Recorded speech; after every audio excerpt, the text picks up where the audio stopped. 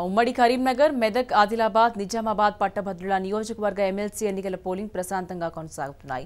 అయితే కరీంనగర్లోని ఉర్దూ మీడియం స్కూల్లో పోలింగ్ సరళిని కాంగ్రెస్ ఎమ్మెల్సీ అభ్యర్థి జీవన్ రెడ్డి పరిశీలించారు. పట్టభద్రుల ఎమ్మెల్సీ ఎన్నికలు అధికార పక్షానికి ప్రశ్నించే గొంతుకు మధ్య జరుగుతున్న పోరాటంగా జీవన్ రెడ్డి అభివర్ణించారు. పోలింగ్ సరళి చూస్తే చాలా ఆశాజనకంగా ఉన్నట్టు చెబుతున్న జీవన్ రెడ్డితో మా reporter Ramana face to face.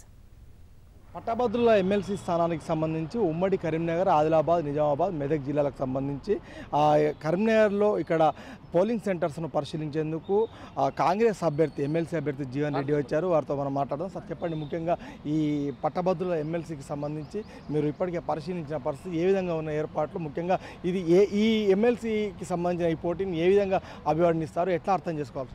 ఇది నేను ఫర్ ది లాస్ట్ 1.5 hours నేను కరీంనగర్ పట్టణంలో వివిధ పోలింగ్ కేంద్రాలు సందర్శించింది.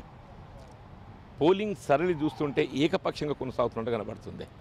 ముఖ్యంగా ఏదైతుందో ఇది అధికార పార్టీ ప్రభుత్వానికి మరియు పీపుల్స్ వాయిస్ ఒక బలమైనటువంటి ఒక గొంతుక ఇలా విద్యావంతుల సమస్యల పట్ల, నిరుద్యోగ యువత వారి అంశాలను సభలో లేవనెత్తడానికి ఒక బలమైన ప్రతిపక్ష అభ్యర్థి కావాలనేటువంటి ఒక భావనతో జరుగుతున్నటువంటి అభ్యర్థిగా నేను గమనించాలని చెప్పట్లా.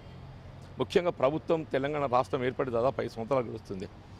మరి విద్యావంతుల పట్ల, పట్టభద్రుల పట్ల ఇంత నిరాసక్తత, అలసత్వం, అది ఉద్యోగాల కల్పనే కానివ్వండి కాక, అట్లాగే వీళ్ళ ఈ కాంట్రాక్ట్ అవుట్సోర్సింగ్ వ్యవస్థ ద్వారా ఉపాధి పొందుతున్న వారి క్రమబద్ధీకరణ కానివ్వండి, అట్లే ప్రభుత్వ ఉద్యోగస్తులు, ఉపాధ్యాయ వర్గాల్లో ఏదైతుందో వారికి కల్పించాల్సిన పిఆర్సీ కానివ్వండి, మధ్యంతర భృతే కానివ్వండి, ఈ సిపిఎస్ విధానం రద్దుకు సంబంధించి కానివ్వండి, ఇలా ప్రైవేట్ సెక్టర్లో ఉపాధి పొందుతున్నటువంటి యువత కూడా ప్రభుత్వం వైపు నుండి ఏ విధమైనటువంటి ఒక భద్రత లేకపోవడం, ఇలా ప్రతి విద్యావంతుడు ప్రభుత్వం మీద అసంతృప్తి ఉన్నాడు.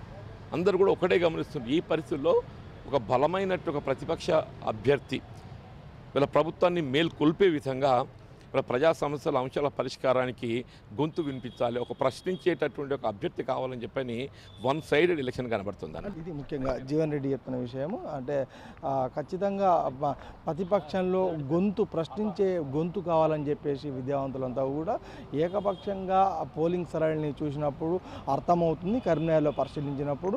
కాబట్టి ఖచ్చితంగా ప్రతిపక్ష వాయిస్ వినిపించేందుకు విద్యావంతులంతా కూడా ప్రతిపక్షం వైపే మొగ్గు చూపుతున్నారని చెప్పేసి ఆయన ఇప్పటికీ చెప్తున్న పరిస్థితి అయితే మనం గమనించాం. కెమెరా పర్సన్ కిషోర్తో కలిసి రమణ, రాజ్ న్యూస్, కరీంనగర్ నుంచి.